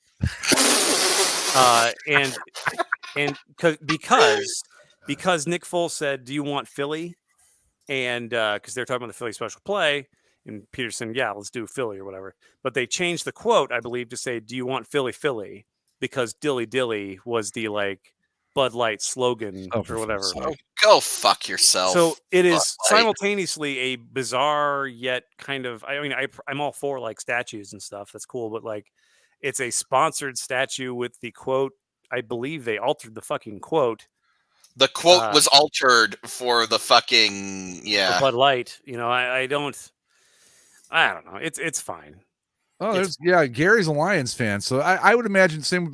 Well, with the Lions, it would be kind of similar to the Browns, I would think. Where it's just true. The Lions title would be. I don't know. I feel like the Lions title would mean a lot. It would be it would be very Cubs-like because again, they're just another franchise where generations have been born and died that have never seen them win fuck all, and a lot of these fandoms are inherited fandoms where they go into it knowing that my grandparents and my parents, they're probably not going to live to see a title. I'll be lucky if I live to see a title.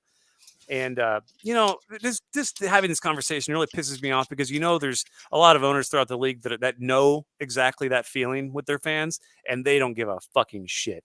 They don't give a good goddamn. There's just to know that you own a franchise, a major sports franchise, knowing the way you're running it will never likely result in the Super Bowl for these fans who give you thousands of dollars every year, if not hundreds of thousands of dollars, their own fucking money. Yep. And you just don't give a fuck about a championship. All you care about is, hey, graph looks good. Line's going in the right direction. Fuck you guys if we win or lose. All I'll say about this is, I kind of lucked into something my first year as a Bucks fan. They won the Super Bowl. That was fun. I got to see the Raptors win an NBA championship, which I don't want to say it felt more real because I feel like, at the end of the day, sports fandom, it is what it is. You root for who you like, and the whole real fan thing is kind of bullshit. but at the same time, the Raptors are a team that I've been following almost since they were formed. And so to see that team win was very special. But to be perfectly honest, the one that's really going to mean a lot is the Maple Leafs.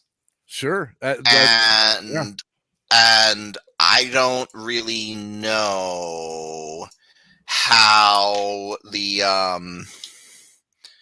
I don't really know how I'm going to react if I ever do see a Toronto Maple Leafs Stanley Cup. Like, I legitimately don't know what it's going to be like. I don't know how I'm going to deal with it. I don't know how I'm going to like I've always kind of said, like, given how, I guess, like, historic that legacy of failure is, that, like, if I do get to see a Maple Leaf Stanley Cup, like, I've said this before, like, I'm just going to be happy. I'm going to take it. I'm never going to bitch about, like, anything again. At the same time, there is part of me that is kind of going, like, is that really going to be how I react? Well, I think you'll be stunned. Yeah, I mean, what's frustrating to me is that you answer me this. Will either the Nashville Predators or Columbus Blue Jackets win a cup before the Toronto Maple Leafs? No. Nashville, maybe. Columbus, no way. See, but that's the Mike's silence says it all. Here's the thing. No. See, Andy's right, because one of the most frustrating things that I've had to deal with as a Leafs fan recently, because the futility has always been there, but the recent thing has been seeing teams like the Blues and like the Capitals win the cup, because these are teams that have had their own struggles, not at the same level as the Leafs will. The Capitals and the Blues, yes, they had a lot of heartbreak, they had a lot of failure, but it hadn't been as long as the Leafs. It hadn't been as persistent as the Leafs. And so as a Leafs fan, I've had to watch the Capitals win a Stanley Cup, I had to watch the Blues win the Stanley Cup, and you think, like, oh, this is kind of bullshit. Like, why not us? The Kings. And it's just one of these things where it's like, Andy asks, will the Blue Jackets or Predators ever win a Stanley Cup before the Maple Leafs win another one? And I gotta say, like, it feels likely. Like, it feels like for better or worse, that's going to happen. And I don't like it. But it just kind of feels like eventually they'll get those teams will get someone, in a position of power. They're going to know what they're doing, and they'll go on a run where maybe they manage to win a cup or two. But, like, the Maple Leafs will always just kind of be shooting themselves in the dick, because that's what this team does. I think that the Columbus Blue Jackets, you've seen them as good as they're ever going to be. Like when they beat Tampa Bay last year, the year before, 2 years ago. Well, no, that was back before COVID, wasn't it? Yeah. That's as good as it's ever going to get for them, because I just don't see them ever, with their financial situation being what it is, I don't see them ever having the ability to have the collection of talent necessary to win a Stanley Cup there at the same time. I think if you could find a way to, because, you saw, who are some of the guys that left that I can't think of their names now, but they were good for the Jackets. As soon as the contract is up, boom, they're off to New York. They're off to wherever, and that's why but with the Predators, I could see it happening. I think they could actually pull off getting the right roster at the right time and going all the way with it. I don't think the Jackets are ever going to be able to mix that up just right, where they get it exactly right, where they can do it. And but then again, hockey's a weird sport. That's what I mean. Like, people have said the same thing about the Leafs, though, where they've said, I don't think they're ever going to get, like, the Leafs will go and get, like, stooped in the playoffs, and it's like, what? They're just never going to get the right guys together. Yeah, that could be. Yeah. I guess I just, with the Jackets, it's more like a financial thing. not like just a bad luck, like they're just fucking cursed like the Leafs are. There's just so much as like I don't think they can keep a team together long enough to get good enough to get there. Whereas the Leafs could certainly, they've tried everything pretty much, haven't they, Mike?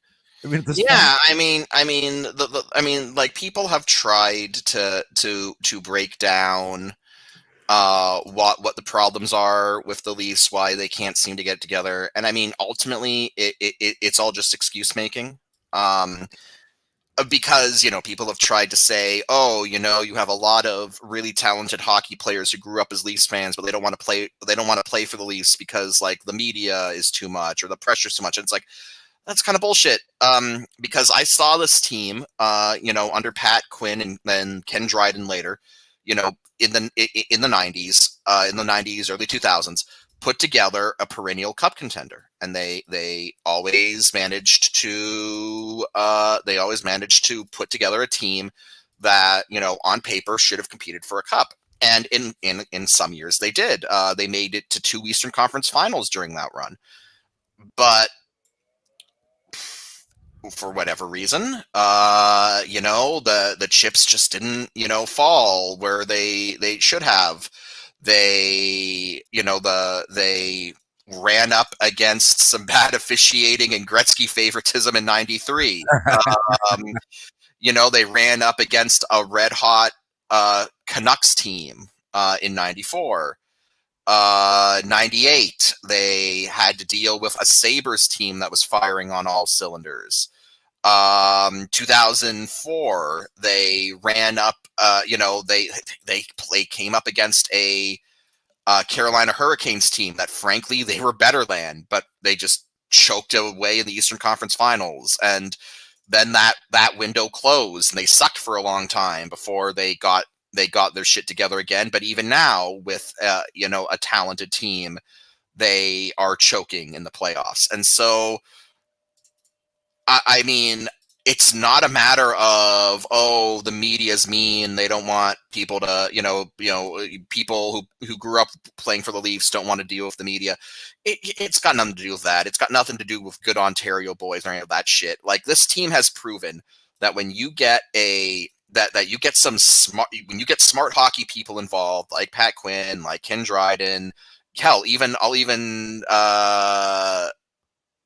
say current management.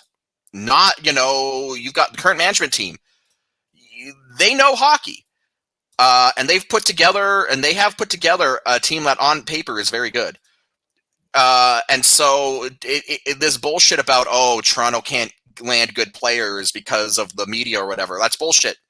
This team has consistently proven that when they hire smart hockey people, they can get good players. The problem has always and will always be that there just really isn't an answer, and that's frustrating because like you said, like it's not, I'm sure that there's fans from Detroit and other franchises like the Lions rather, where it's just like where you're at, where you sit there and you think, and after every playoff loss, where it's like, what happened here? And eventually, after a while, you go, I don't know. It's just my franchise sucks. I just don't know what else to do. Well, that is ultimately the problem. That's ultimately the problem where, and why I said that everything about, people trying to figure out, oh, this or that is the reason why the Leafs can't do it. It's all bullshit. The team's proven that when they try, when they actually get serious about it, they can attract good players. They can attract talent. They can put together good teams that can compete for a Stanley Cup on paper, but it's just that when push comes to shove, for whatever reason, it always goes wrong in the playoffs. It always does. And the frustrating thing is that there is no answer. There is no thing where you can say, oh, if they fix this or they do that. It's just the team snake bitten. Doesn't matter, you move out one group of, you move out one management team, you bring in another management team that's just as hockey smart, just as competent. They can put together another, great team.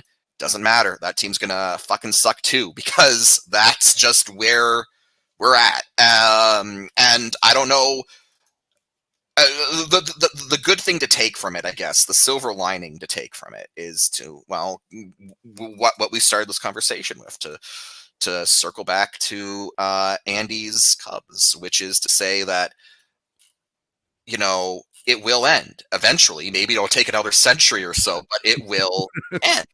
And that is the great thing about all of this, which is to say that as frustrating as it is to not have an easy answer for why this thing keeps happening to these teams, the upside is that the lack of a concrete answer means that eventually the script will flip.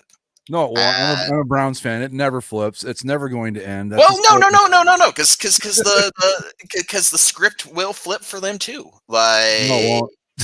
like eventually it will.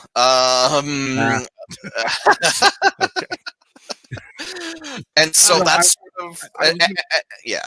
I was going to go back. Chaos Blast brought up that he corrected us again. It was 99 for Buffalo and 2002 for Carolina, Mike. Oh, That reminded me that I was talking about the Jackets, but I thought about it. I'm like, the fucking Carolina Hurricanes won the Stanley Cup. Yeah. So at that point, you got to go, I think anything's possible. I don't know. Well, the Carolina Hurricanes Stanley Cup was in itself odd because they won it in a year because, like, if Dwayne Rollison for the Edmonton Oilers doesn't get injured in Game 1 of that series, right? Because the Edmonton Oilers lost both their starter and backup goalie in that finals and still pushed it to 7 games. If Dwayne Rollison, who was on fire that playoffs, if he stays healthy in the Stanley Cup Finals for the Oilers win that series. But again, that comes back to what I was saying, where it is just, you know, it's luck. You know, eventually luck's gonna pan out for the Leafs, where, you know, maybe they end up going against the team that loses you know, their top 2 goalies, and you know, and they win it that way. You know, or it doesn't necessarily have to be that. But my point is that eventually, you know, the Providence smiles upon you, and it might take a while, but it happens. When they go up against a team that loses both of its goalies, I'm like, that was us against the Chiefs in the playoffs 2 years ago. You know, if we can hurt Patrick Mahomes somehow and get him the fuck out of there, we got a shot at this. Sure. I mean, that shit counts too. You know, people want to say, you know, X negated Y because of these circumstances. Like, well, you know, he got fucking hurt, so too bad. You know, Yeah. you know, we can't control that. It's not like you game plan for it. I mean, you can try to hurt other guys, and that would be certainly disgusting. You know, it would suck. I mean, imagine if like Vontaze Burfict was playing for the Bengals still in the Super Bowl against the Rams, and then basically one of the coaches took him aside and said, "Listen, I want you to just fucking kill Matt Stafford." And after play is over, he takes his helmet off and cracks Matt Stafford in the face with his helmet and puts him in the hospital in a coma for a year, and the Bengals win the title. Then yeah, that'd be fucked up because it's like, yeah, you basically just committed assault to get the one of the best players in the field out of the game. But if a guy gets hurt, just tears his ACL or something, or gets hurt, and misses the game, that happens. That's the sports. You know? Well, going back to one of my teams that did win, when the Raptors won the NBA championship, you had people who were saying it's like, oh, you know, they only won it because the Warriors were so injured. And it's like, well, you know, if that's the game we're gonna play, then maybe we should revoke one of those Warriors titles against the Cavs. Right. Because, you know, there was, it's fun to bash on LeBron James, but one of those Warriors Cavs finals that the Warriors won, it was because the Cavs were pretty much down to LeBron James and some guys from the Y. Right. Yeah. It was LeBron and 4 dudes you've never fucking heard of. Yeah, because like the Cavs were that decimated by injury. So you know, the Warriors playing that card, it's like no. But secondly, you know, on a more broader sports, you know, theoretical philosophical thing, you know, you can only play who you get put in front of. Yep. And like Andy said, sometimes injury just happens. Sometimes injuries just happen. And and you know, as much as I can say, oh, if Dwayne Rollison stays healthy, the Hurricanes don't win that cup, the fact of the matter is that Dwayne Rollison didn't stay healthy. Yep. And the fact of the matter is that the Carolina Hurricanes were in the Stanley Cup Finals against the Edmonton Oilers, and the Carolina Hurricanes managed to beat the team that was put in front of them, and that's ultimately all that you can do. So, you know. Oh, I was just going to say too that going back to what we were talking about at the top, what Andy talked about the Blackhawks, and see, I think all this discussion about hockey is why I think it's just different than say if you won a Super Bowl or a World Series and NBA champion, because it's just so much fucking hard. Maybe I'm wrong about that, but I think it's so much harder to do in hockey. Every series you play is 7 games, right? And and you've got to play what, 4 to get there. So you're talking like you could potentially 28 fucking games. You know, that's so to me, that's why the Blackhawks, every time they won, you're like, yeah, this is still fucking great because it's hard to do. It just is. I mean, I remember watching those teams going, God damn, I can't believe they're doing this again. You know, and it's even harder. It's even harder now because they have a much more serious logo for the Stanley Cup final. I saw that. I fucking hate it. I fucking hate that shit. I saw that. What a stuffy, pretentious piece of garbage. When it looks like I put it together, it's not very good. I get what they're trying to go for here, but it's like, no. But anyway. Yeah. I got you know what? I think I do. I don't particularly care. I don't like that. That looks like something that I'd throw together for a SIG on the boards. I'm sorry. I don't particularly care for it. I don't particularly care who gets mad at me being, kind of rose-tinted goggles. Bring back the one from the fucking 90s. That was a Stanley Cup Finals logo. Yeah, there's some good stuff. Do like the Super Bowl used to do. Just like make it different every year. Who gives a fuck, you know? I mean, the Super Bowl ruined that. They don't do that anymore. Fun is for losers. We can't have fun around here. I know that 89 to 94. That's a nice patch there. That's a nice logo, and 95 to 99 is good.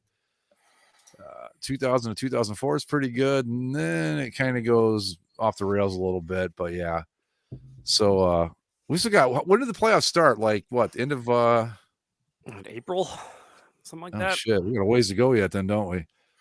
So I think late March is the end of the regular season, but I could be wrong. I don't know. I finally saw the Seattle Kraken live and in person. Well, not in person, but on TV the other night. Oh yeah, because I've got the ESPN Plus thing and I never ever use it. But yeah, they were playing. Who were they playing? Boston. No, it wasn't Boston. Anyway, I finally saw the uniforms like in action, and they're okay. I'm not crazy about them, but they look pretty good, I thought. So yeah, they look good on uniform wise. The team kind of sucks, but they really suck. But expansion teams do expansion. We can't all be the Vegas Golden Knights, where well, they can just go fuck themselves. This is the first mention of the Vegas Golden Knights in base 2022 history, by the way. So it's that long to get here, huh? The first. Everything that involves the first anything for the Vegas Golden Knights has to be mentioned because it's so important. Oh, yeah. I'm surprised it took us all the way till March. What galaxy-brained social media fucking manager came up with that? I don't know. I just remember during their cup run, it was just like every other fucking thing. Yeah. So. Oh, yeah. Well, fuck them. That's a good all-around stance on the Knights. I'm sure I'm fine with that. Just fuck. Like legitimately, like I know we've said it before, but like they still, you know what? No, Vegas fans still don't know the NHL experience. They still don't. Oh no. They still have not experienced the true National Hockey League fan experience. No, it's a lot of pain and suffering, and they have not. They don't understand. They don't get it. They never. Right. They will eventually. They will eventually, and I'll be there to laugh. All right. We got anything else, fellas? Or should we wrap it up here? That's a good stopping point. Hopefully Zach comes back and regales us with tales of Florida and Disney. I'm looking forward to getting. Yeah. He's already found a pretty good vending machine. He's only been there a couple days, so this could get. I hope he's keeping notes, like he said he was going to, of people that he sees. Indeed. So, all right, we're going to call it a night, folks. Wait, I don't want to end the broadcast just yet. I almost hit the wrong button there. Follow us on Twitter at Basically Sports. You'll find your links to vote in the glorious tournament of victory there. You can also subscribe via Apple Podcasts, Spotify, the Stitcher, and the YouTubes, and wherever fine Podcasting is sold. We will be back next week with results from round 2 of the GTOV and all the other good stuff. See you around. Later. Later.